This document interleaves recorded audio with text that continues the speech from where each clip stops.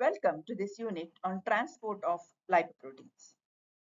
Cholesterol and triglycerides being insoluble in water, these lipids must be transported in association with proteins or lipoproteins. Hence, for this purpose, the presence of lipoproteins is very important. In this unit, we will be discussing about the classification of lipoproteins and certain important functions of lipoproteins. Plasma lipoproteins can be divided into 7 classes based on size, lipid composition, and apolipoproteins. The classification is as follows: chylomicrons, chylomicron remnants, very low density lipoprotein, very low density lipoprotein remnants, that is intermediate density lipoproteins, LDL and HDL. These VLDL, IDL, LDL are all pro-atherogenic, while HDL is the only lipoprotein which is anti-atherogenic. Apolipoproteins have 4 major functions, including serving as a structural role, acting as ligands for lipoprotein receptors, guiding the formation of lipoproteins, and serving as activators or inhibitors.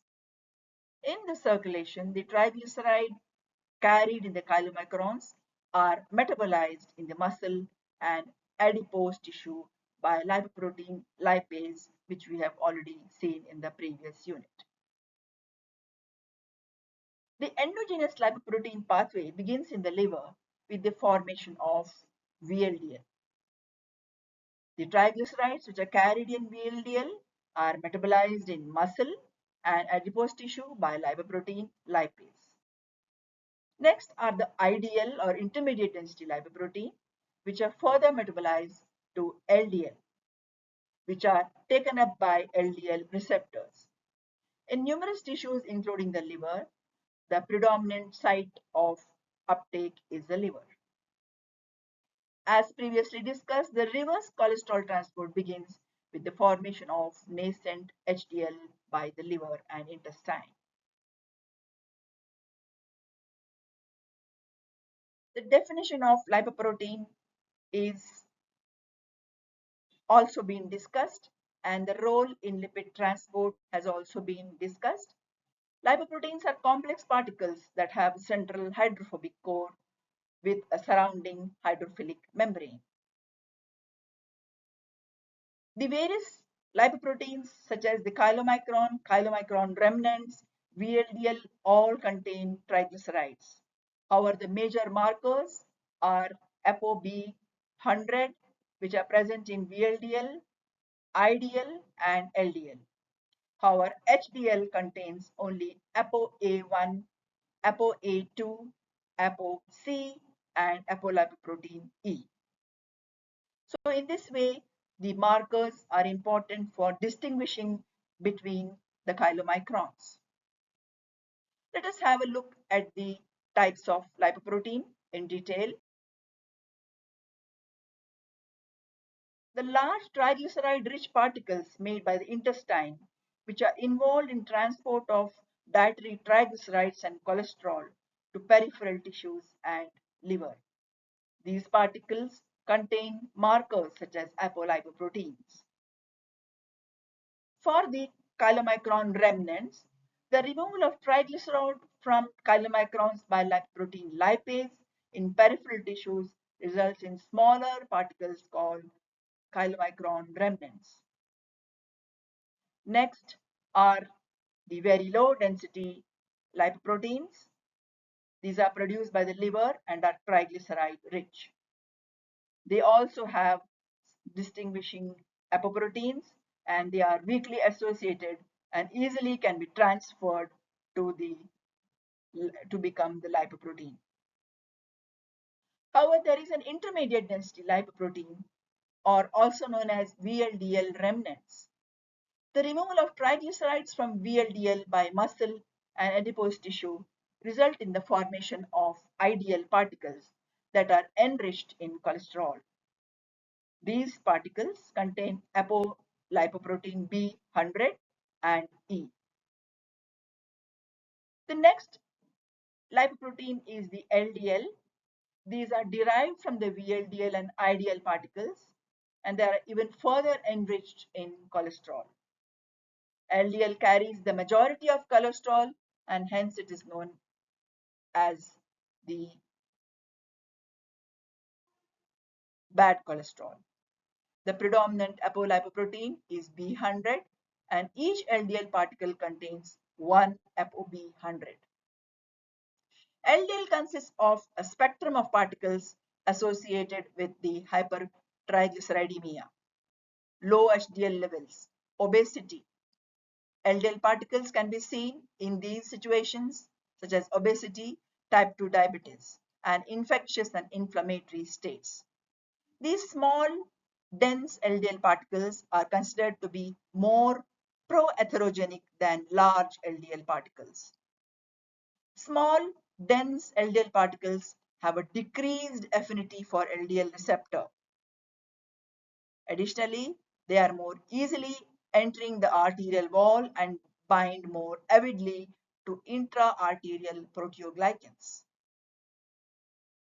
Coming to the high density lipoproteins, they play important role in reverse cholesterol transport, which is discussed in previous unit. So here we can see the classification based on the density gradient ultracentrifugation and the apolipoprotein composition. The apolipoproteins, as stated, have major functions which are structural and act as ligands for the lipoprotein receptors.